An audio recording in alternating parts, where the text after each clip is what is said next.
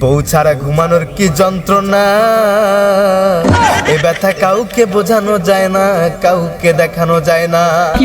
শীতের রাতে ঘুমাইতে গেলে পা পাথরের মতো ঠান্ডা হইয়া যায়, পা পাথরের মতো ঠান্ডা হইয়া যায়। এক পা যখন আরেক পায়ের সাথে লাগে তখন স্যাত কইরা ওঠে, তখন মনে হয় যে আমারও বোধহয় একটা বউয়ের প্রয়োজন আছে। যখন ইয়া বড় বিশাল বড় একটা খাটের উপর আমি শুয়ে শুয়ে কোল বালিশকে জড়াই ধরে ঘুমাই। এই বাজানডে বাবারা, তোমরা তো এই এলাকার খুব নেতা খেতা মানুষ, খুব মাস্টার মস্তান মানুষ। একটা কথা হলো কি, আমার ছেলেটার তো ইদানিং বিয়ের সেই গেরা উঠে গেছে। মানে ওর বিয়ের ভূত আমি মাথা থেকে নামাইতে পারতেছি না। এখন যেভাবে পারেন ওরা একটু মাইরে মুইরে হলেও ওর বিয়ের ভূতটা মাথা থেকে নামাই দেন। আচ্ছা পারবেন? চাচা, আপনি কোনো চিন্তা করেন না, ও এখন আছে কোথায় শুধু সেটা আমাদের বলেন। কোথায় আর থাকবে? ও যে গাছতলা মানে কোনো কোথাও বসে আছে। ও সারাটা দিন একটা পাঞ্জাবি পাইছে আর একটা পাগড়ি পাইছে, পরে সারাদিন ঘুরে বেড়ায়, আর কোনো কাম নেই। চাচা আপনি কোনো চিন্তা করেন না, আপনি নিশ্চিন্তে বাসায় যান, বিষয়টা আমি দেখতেছি। চল চলেন চলেন।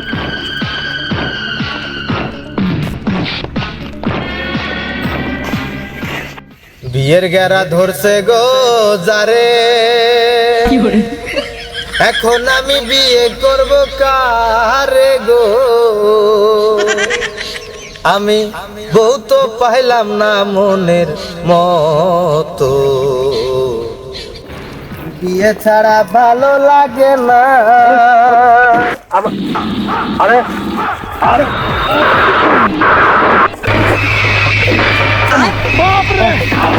আরে আরে ভাই, আপনারা এভাবে আমাকে মারছেন কেন? তোর বিয়ের এত গেরা পাগড়ি পরে পাঞ্জাবি পরে এখানে বসে থাকিস ওখানে বসে থাকিস, সারাদিন টোটো করে বেড়াস, তোর খাইতে কোনো কাজ কাম নেই, এত গেরা তোর গেরা।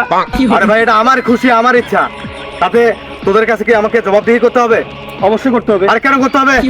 আরে আমি কি সাথে সাথে এসব পরে ঘুরে বেড়াই, টই টই করে ঘুরে বেড়াই, ফিরে দুপুরে ফেরারি হয়ে যাতাবার হয়ে, তবে কেন রাস্তায় রাস্তায় পাগলের মতো একটা পাগড়ি আর একটা পাঞ্জাবি গায়ে চড়িয়ে ঘুমায়? তোরা জানিস ভাই, আবার এই যে তুই বলে দা যে বিয়ের গেরা, হ্যাঁ তুই ঠিকই বলেছিস, আমার বিয়ের গেরা। আরে হ্যাঁ আবার বিয়ের গেরা। শীতের রাতে বউ ছাড়া ঘুমাতে গেলে কি পরিবার কষ্ট হয় এটা শুধুমাত্র সিঙ্গেল ছেলেরা জানে। আর তোরা বলছিস আমি কেন এভাবে ঘুরে বেড়াই? তোরা আমাকে মারতেছিস, রাস্তার পাগল বলে আমাকে পেটাচ্ছিস এভাবে, কিন্তু তোরা দিন শেষে হিসাব করে দেখিস নি একজন সিঙ্গেল ছেলের কি পরিমাণ কষ্ট হয় রাতের বেলা ঘুমাতে। ওস্তাদ আর এগুলো ডায়লগে আপনি ইমোশনাল হইয়েন না। আরে ধরেন হাত দুইটা কেলানি দেই।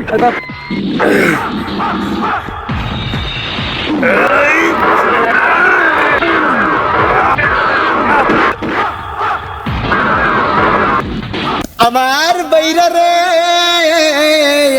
ওই আমার বন্ধুগণ, ওই আমার কলিজার টুকরা ভাইরা, তোমরা আমার সাথে বসে পড়ো। তোমাদেরকে আজকে আমি দু একটা কথা শোনাবো। বাবারে, তোমরা যে তোমাকে মারতে এসেছো, আমি মার দিয়ে প্রতিশোধ নিতে চাই না, তোমাদেরকে একটু নসিহত করব। সেটা শুনে যদি তোমাদের বিবেককে জাগে যে আমাকে মারার প্রয়োজন আছে, তাহলে তোমরা আমাকে মারিও, আমিও তোমাদেরকে মারবো না, আমি কিচ্ছু বলবো না।